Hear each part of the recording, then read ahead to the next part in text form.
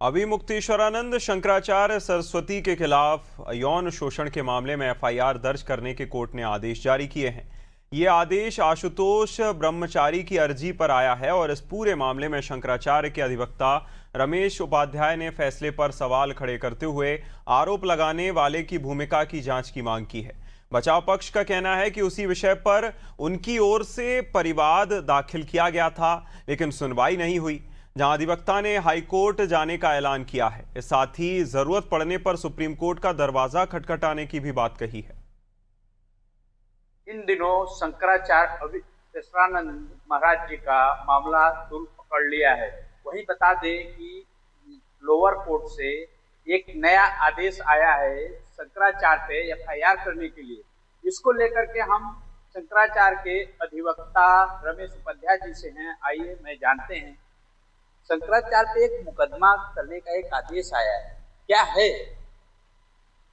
एक आशुतोष ब्रह्मचारी नाम के व्यक्ति जो राम भद्राचार्य के शिष्य और उन्होंने जो है 173(4) के अंतर्गत प्रार्थना पत्र अदालत में दिया और देने के बाद जो है मुकदमा पंजीकृत करने के लिए उन्होंने न्यायालय से निवेदन किया। 2 बच्चों के साथ जो है दुर्व्यवहार हो रहा था।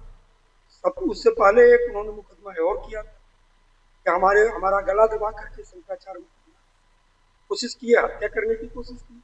जब उसका कोई वीडियो रिकॉर्डिंग और साक्ष्य शासन के पास नहीं मिल पाया तो दूसरा वो मुकदमा जो है बच्चों को का हथियार बना करके और उन्होंने करने का प्रयास किया और किया है और वो एप्लीकेशन दिए कोर्ट में। कोर्ट ने जो है उसको संज्ञान लेकर के संबंधित थाने को आदेशित किया है मुकदमा पंजीकृत करने के लिए। तो ये होता है, कोई बहुत बड़ी बात नहीं है। ये इसलिए किया गया क्योंकि शंकराचार्य महाराज गाय के सवाल लड़ाई कुंभ में जो है जो मान प्रतिष्ठा बच्चों के साथ, ब्राह्मणों के साथ और वृद्धों के साथ, महिलाओं के साथ जो दुर्व्यवहार हुआ उसको पूरे समाज और भारत के लोगों ने देखा। सभी को दर्द हुआ कि क्या यह भी स्थिति कुंभ में हो सकती है कि शंकराचार्य जो है पालकी पर नहीं जा सकते। शंकराचार्य के पेशवाओं ने पेशवा पालकी पर लेकर के जाते थे और अगर पालकी पर शंकराचार्य जा ही रहते, पिछले वर्ष गए भी थे, इससे पहले भी गए जाते थे, तो क्या इस वर्ष कौन सी परिस्थिति आ गई कि नहीं जाएगी पालकी?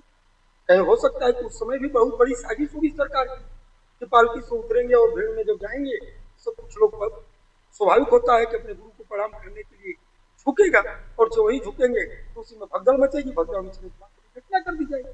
पालकी पर तो दूर से भी आशीर्वाद दिया जा सकता है, लेकिन अगर पैदल कोई शंकराचार्य हो जाए और भीड़ में हो जाए तो उसमें हजारों लोग वहां जाकर के प्रणाम करने का होड़ लगा देंगे और भगदड़ मचने की संभावना होगी और उसका परिणाम ये होगा कि जिस तरह से पुलिस के लोग सादे ड्रेस में थे तो एक बहुत बड़ी साजिश और षड्यंत्र पहले से उत्तर प्रदेश सरकार के लोग रच करके चल रहे थे। तो ये हमारे साथ रहे रमेश उपाध्याय जी, शंकराचार्य के एडवोकेट रहे। इनका ये कहना है कहीं न कहीं पेट के प्रभाव में न्यायपालिका है।